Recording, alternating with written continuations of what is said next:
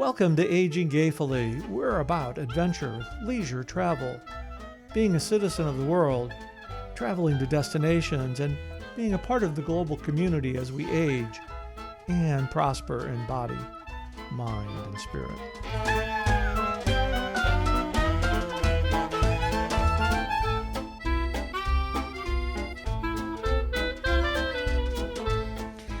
Welcome to Aging Gayfully. I'm Josh. And I'm Chris. Josh, how's it going? It's going. I traveled this week. You traveled to a destination called Coral Gables, Florida, which is just down the road from me. We got a chance to visit live and in person. I got to meet the family, and it's all real. It is real, and I got to tell you something, folks. Chris is taller than I imagined. So if you look at Chris in the video that we have here, or you see pictures, I imagined him a jolly short elf fellow. That's the type of men I like, the jolly short fellows. That's exactly what it is. Yes, no, but it was a great delight to actually meet you face to face. And what a world we live in for us to have known each other for as long as we've had, and collaborate on this podcast and find out each other's stories and talk about deep things, Right. never having met face to face. Well, and that was part of the exciting component of coming down, is that we've known each other personally and professionally for a number of years now, and never have had. And when you think about it, we're really only 3.5 hours apart from one another, going in the other direction. But we've never really been able to coordinate a visit until this past week when you and the family were down for a little R&R for you, but a little work for your wife, and it was just great to spend time with everybody. Yes, and shame on us. Well, I guess it's more on my side. You do only live 3.5 hours away, and we get so caught up in the hustle and bustle of life that we forget to put priority on things that are really important. And what's really important is the connections that you have with other people. In fact, I have often said that my motto is the most important thing in life is the deep connections that you make with other people. But I got to put my money where my mouth is. And so, that's a reminder to me. It was a great joy to finally meet you. It makes this more real to me, if that makes any sense to you. Oh, it makes perfect sense. Yeah. I have friends that I met online through the pandemic and through podcasting with my other podcasts that, I would and I continue to text with them every day, but I'd never met them. And then when we went over to London, because they are London based, I finally met them, and that to me made the relationship real, Right. because that's the most important thing. And I remember those photos of you meeting the folks in London, and how exciting that was, and kind of parallels to our visit this past week, where we walked a little bit, we ate, we laughed, we joked, and there's just something different about communicating one on one and in person. It really puts um, what's the right word I want to say? It's kind of like puts the exclamation point on the friendship, because it's great to Mhm. be able to hop on the phone or get on a video chat or do a podcast. But when you're able to sit right across from a friend, it solidifies the friendship in a way. I So would assume that this is something that the younger generations need to hear and realize. I wouldn't necessarily assume that it's something that's lost on the folks who listen to this podcast, who that's the way they grew up. That's the way I grew up. I was never. So the big thing when I was growing up was teenagers would get on the phone for hours, tie up the phone line, and talk with their friends. And then, at some point, parents would from the living room pick up the line and be like, "Can you get off the get phone off now?" the phone. But I was never that way. For me, that's right. For me, it was always, either, meeting in person or doing whatever. But before phones, like, I guess you had tin cans and string, but I mean, how you did it is you went out in the neighborhood and you played, and that's just what you Tin did. cans and string. Well, I have to show my age. You were doing tin cans and strings, and I was doing spoke singles. Carrier pigeons. That's what letters sent by ship across the Letters, Atlantic. That's what you letters. What are letters? It is still fun to get a letter in the mail, I though. was thinking the other day how interesting it would be if I started to write letters to people again. I haven't written a letter in such a long time. I mean, any kind of letter, a nice letter, lovely letter, or strongly worded letter. I haven't written a letter in a long Strongly time. worded letter. Yeah, I think people are surprised these days. I know it's happened to me where you send out a thank you note. Oh yeah, Yeah, thanks for. Maybe I should have done that to you and Amanda. Oh, thanks for popping for lunch last week. there's still time. There's still time, but you know what? I got to get your address so that All right, I'll text it to you. Or no, I'll I'll pop it in the text it to you. mail. I'll send you a card with my. But it kind of goes in line with I think what we're going to talk about here today is I had a little recent trip to Key West. We both traveled to South Florida. I do want to hear about your Key West trip, and I want to talk a little bit about Miami and the do's and the don'ts. But yeah, tell us about your Key West trip. Well, I had been to Key West in 10 years, and kind of in line with you and I visiting this past week. The reason for me to go down to Key West was to visit with my friend Jody O'Donnell Ames, who's been a podcaster on the Whole Care Network since its inception. Mhm. And that's close to 10 years now. Jody, Wow. her mission is families with ALS, Lou Gehrig's disease. She lost her husband a number of years ago at a very young age. And from that, she built an organization called Hope Loves Company, where um, she brings families together for weekend retreats, especially the kids who end up having to care for their parents with ALS. And we don't Mhm. often think about the. And I know this isn't a caregiving podcast, but we'll get. But we don't often think about uh, kids, high school kids, who end up taking care of their parents because of ALS. And she's just developed this fantastic program, Hope Loves Company. Um, she's moved on to other things, but the Hope Loves Company is really her passion. And I had never met her after all these years, and she said, "I'm going to be in Key West for a week. Why don't you come on down?" So we ended up getting in the car, going down to Key West, and it sure was different than what I remember, but the sunset was always the same. So what are some of the things that you did? Well, it's certainly a walkable. Key West is a walkable town for sure, um, but just the collaboration and the getting together with somebody that you've known virtually for so many years, kind of like you, and then solidifying that connection that people have for a variety of reasons, whether it's something personal or professional or those relationships continue to grow as time goes by, and we think about the virtual world that we've lived in for so many years now, especially since COVID. Meeting people in person is like, yeah, we need to get back to that more often. Yeah, most definitely. And it makes visiting places more enjoyable, more fun when you have someone to share it with.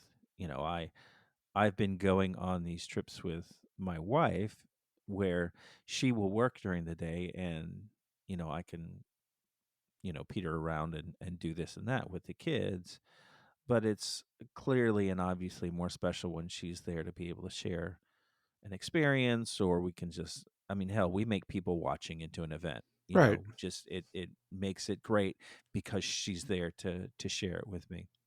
Well, and the relationship the 2 of you have, which I was able to see in person, is just it's really beautiful. The relationship the 2 of you have developed and the with your kids, it was great. Of course, I'm known as the favorite uncle, so um, it was it reminded this past week reminded me that, uh, if you put in a little bit of effort to travel just a little bit, it's an hour down, but 2.5 hours back, but that's a whole other story. But you put in a little bit of effort, then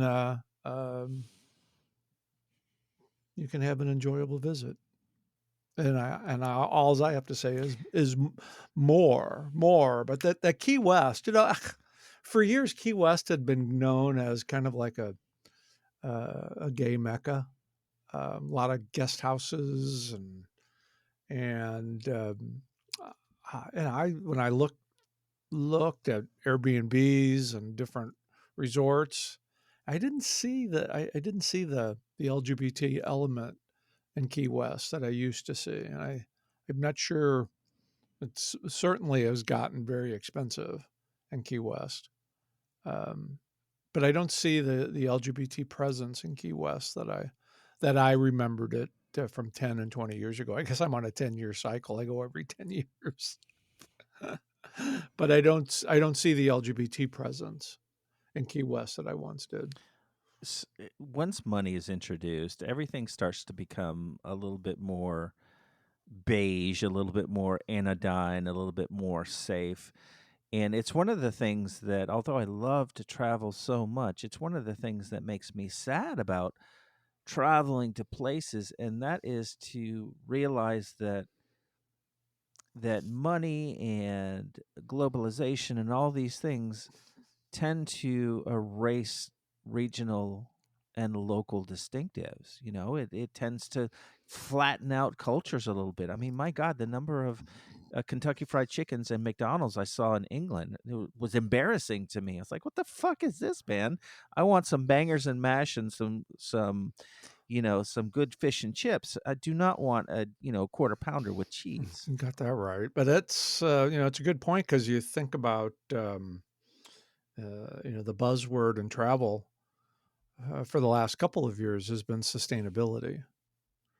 And that has a lot to do with the environment and growing cultures for per se. But goodness, I am always amazed when I'm in Europe and I see Kentucky Fried Chicken, Mickey D's, Burger King, and Burger King is bigger, and it's I don't I think it's like bigger than McDonald's. That's just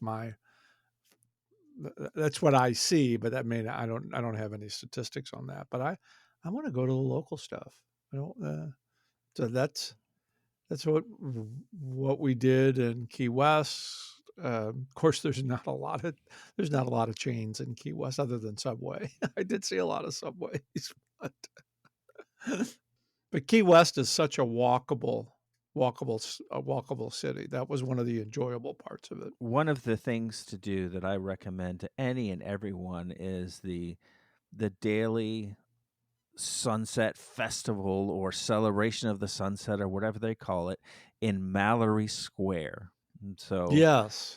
just for decades, like whenever I would go down, I even though it was inconvenient and I didn't love driving back in the dark on US 1, I would always stay past sunset to see that celebration. You'd have one man bands there, you'd have acrobats and jugglers and fire eaters and food, and it was just such a carnival type of atmosphere. And then the sun would set and it would be beautiful. Of course, the sun would get bigger than my fat head as it dipped down to go past the horizon. Did you do that? Oh, very much so. That was the highlight. You know, the jugglers and the tarot card readers and everybody, gathering at the edge of at the square, just spread out for, I guess it seems like it over a mile. But then as the little boats going back and forth, It, and everybody just kind of standing there in silence. I think that old Simon and Garfunkel song, "The Sound of Silence." There's a lot of different annotations to that song, but it, it, it's awe-inspiring to watch something like that, and you see groups of people from a variety of backgrounds and cultures and beliefs standing there enjoying a piece of nature that happens every day, but not in a setting like that. I'm sure there are other sunsets across the world that are just as picturesque and beautiful. And it'd be interesting to, what are people do? What are, like, in Michigan when the sun goes down on the Great Lakes, what's going on there, but people gather for these types of nature events that bring people together from a variety of backgrounds and talents and skills and beliefs, and it reminds us about how similar that we really are. Are there things well, first of all, would you recommend someone visiting Key West? Yes or no? Yes, I would. I mean, I don't think I personally, I don't I don't think there, unless you're if you're a fisherman or a fisherwoman or a fisher person. What's the political correct thing? If you're a sportsman, there's tons of things to do. But could you spend a week there? Maybe if you were just there to R&R and relax, because I don't really think there's a lot to do there. There's a lot of history to see. With the old train station, which is now a resort. The southern part, the southern part of the United States, where everybody gets their picture taken. The Hemingway House, walking up and down Duval Street, passing chickens in the road. Why did the chicken cross the road? Well, yeah, but it, it it it reminded me a lot of New Orleans, um, Yeah. with um, but as far as a lot of things to do, other than R&R, there really isn't. I don't really think there's a lot to do down there. Yeah, I could see spending a weekend, and that would be very nice, and then at some point, you've done the things. You've You've done done the the thing. You've things. done the I get Hemingway that. House. I get You've it. been to Sloppy Joe's. You've walked Duval Street. Um, hey, obviously, you can't do everything in one. You can't visit every bar, eating establishment, or shop. But there's there is some theater. Um, but in a true, it's not like spending a week in Miami or any major city. I mean, it's a place to go and relax and soak up some culture and just kind of detach. And if that's the Yeah. type of vacation you're looking for, then I'd say go for it. Anything you would warn people against, or anything happen to you that you don't want to happen to anyone else if they visit?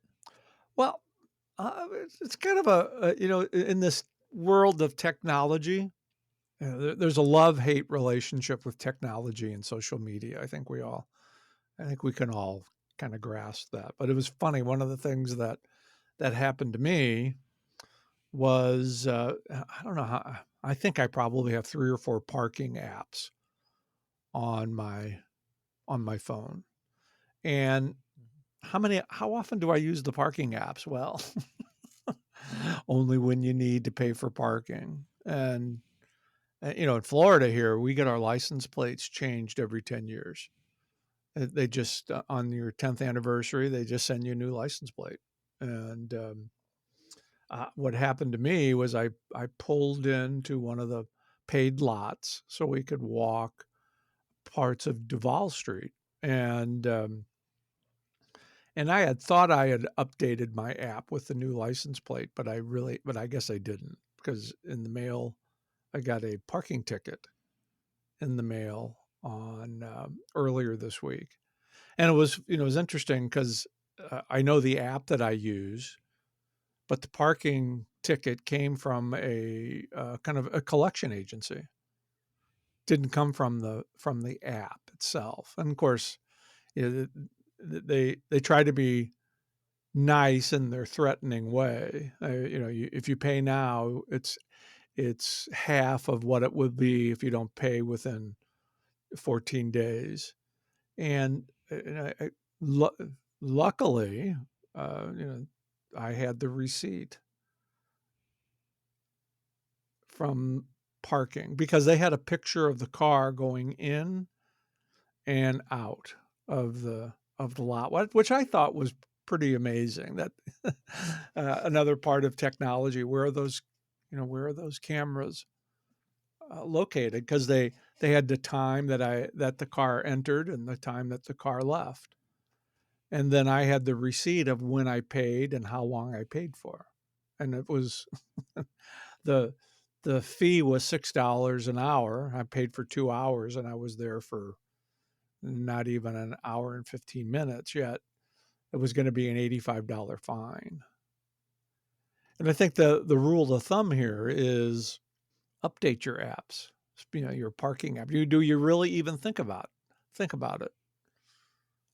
Do you, well, parking apps are parking in South Florida. I think I'm not sure there's very many free places in to park in South Nope. Florida or anywhere. Well, like when I pulled up to the hotel to meet you and Amanda last week, I said, well, it took me, it was another parking app that I had to update. And it's like, well, that was the old license plate. And it seems trivial in one component, but it's another part of the travel process is the less hassles you can have for yourself, um, the easier your travel experience would be. But the lesson I learned was keep your receipts and make sure that the apps that you're using are all up to date, because if I hadn't had the receipt, I wouldn't have had any recourse. Yeah, and you bring up a good point, not just with parking apps though, but do you know, and I mean you, Chris, but also people listening, do you know how many different apps you have a credit card with? Do Oh, you, and I'm talking about everything from Amazon to, anything else that you could possibly need, to recurring payments, like recurring monthly payments.